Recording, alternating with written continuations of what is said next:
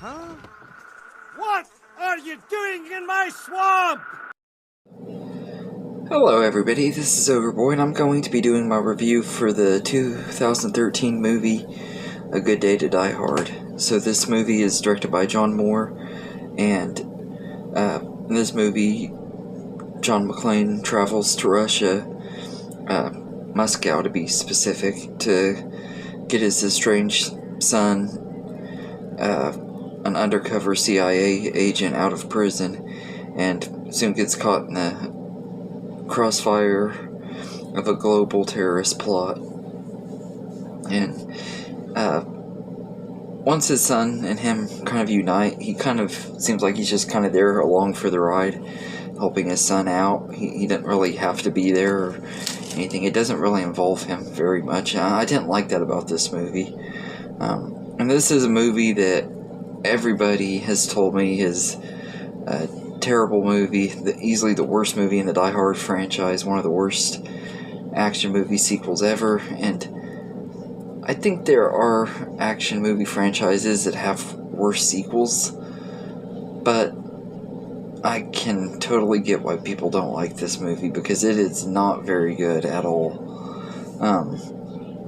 The story just isn't as good, and Bruce Willis isn't as good as John McClane in this movie. Like, there's just something off about him in this movie. Like, he doesn't do a lot of the quips and stuff. There's little moments where he does, but he's just not as jokey and as good as he is in the other movies. Like, he didn't really act like he really cares and stuff in this movie like he did in all of the other previous movies. Like, you could tell he was enjoying himself in those. In this one, there's parts in here where it seems like he is, but for the most part, he just kind of, it feels like he's there for the money. He's not really invested into it and stuff, and he doesn't really act like he really cares about what he's being in and stuff. And I've heard that he's been like that in a lot of his movies in recent years. Like, he just doesn't, he's kind of stopped caring about acting and stuff. I haven't seen most of his newer stuff, so I can't really vouch for him, but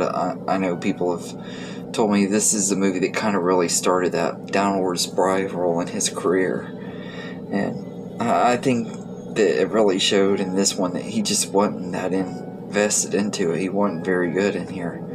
And Jai Courtney plays his son Jack, and they don't have very good chemistry. They don't work very good together, and I don't think Jai Courtney was really all that good in this movie, to be honest. He's one of those actors that I don't know why, but he just, I don't hate him or anything. I just never really saw the appeal of him. He was fine in the Suicide Squad, and I liked him in that Terminator movie that he was in. Thought he was fine in that, but I wouldn't even say he was super great in that either. But this movie, he just was not very good in. And like I said, I didn't really care for hardly any of the characters in this movie. None of the villains were memorable. And it just, the action was decent, though. I will give it that. They had some pretty good action scenes, especially like some of the big chases with the trucks and stuff like that. That was kind of cool. Nothing very new or anything, but it was still pretty cool. But there was also a lot of really bad action too, like scenes when people are getting shot and stuff. It's not really as bloody or anything. It just, the R rating didn't really help make the movie better. Everything, I know a lot of people were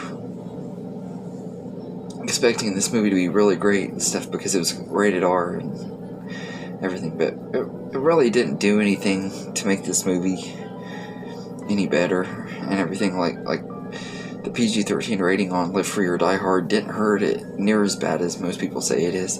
Of course, the last time I watched it was the unrated version, so it wasn't quite as watered down either. So if you watch the unrated version, you can get a lot more enjoyment out of it than you can in the PG-13 version. But this one, there's just nothing really that memorable. Like this movie is pretty forgettable, and it's really bland and boring. And for being part of such a great action franchise, this movie is not very good. It's the only movie in the franchise that I would say I really don't like. The directing is not very good. I don't like the way John Moore did this movie. Like the directing is pretty bad. The cinematography isn't very good, and the editing is pretty bad too. It had some pretty bad editing, and it didn't feel like a very good Die Hard movie. If you would have changed the name of the characters, they could have just made this another one of the direct-to-video movies that Bruce Willis has been doing over these years. It's kind of forgettable that you'd find in the $5 bin at Walmart, which you probably could find this movie in the $5 bin at Walmart. Wouldn't recommend paying it though, because it's really not that good. I was hoping that I would like this more than most people do and everything, and that I would think, oh, this isn't as bad as a lot of people say it is, but I hate to say it, but I actually agree with people. This really is a bad movie. It's just not very good at all. The whole thing of him trying to save his kid and stuff was done way better in Live Free or Die Hard when he was saving his daughter. And speaking of her, the small appearance by Mary Elizabeth Winstead as Lucy McLean in here is probably the only thing about this movie that I can say I liked.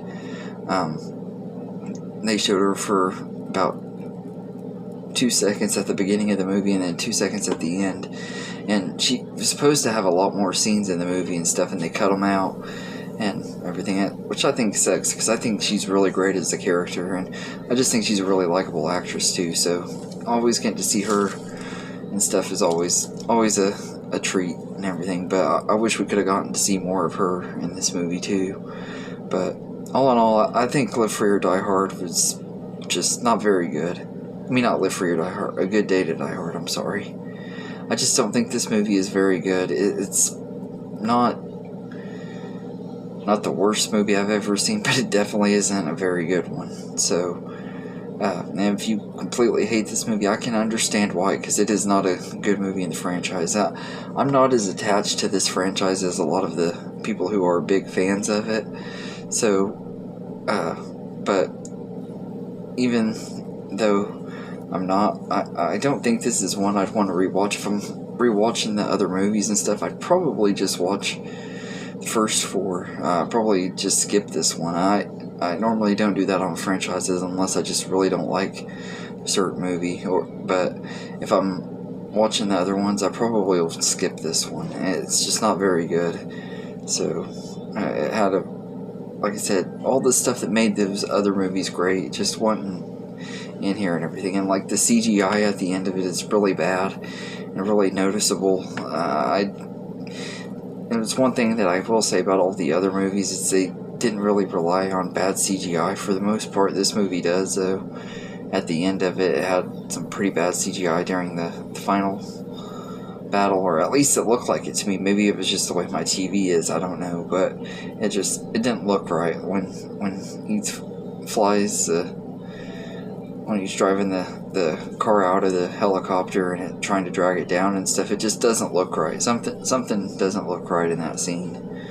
And they tried to recreate the Hans Gruber falling thing with the villain in this movie. I thought that fell flat on its face too. It wasn't interesting or good.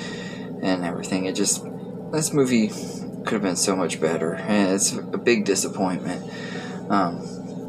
Even though I knew that it was probably not going to be very great, because the trailers didn't look very good, and everyone told me how bad this one was, so I halfway expected not to like it, but I still was disappointed in it. I had a little bit of hope for it, because there's a lot of times where people hate movies that I end up enjoying in franchises, but this is one I pretty much agree with everybody on. It's not very good.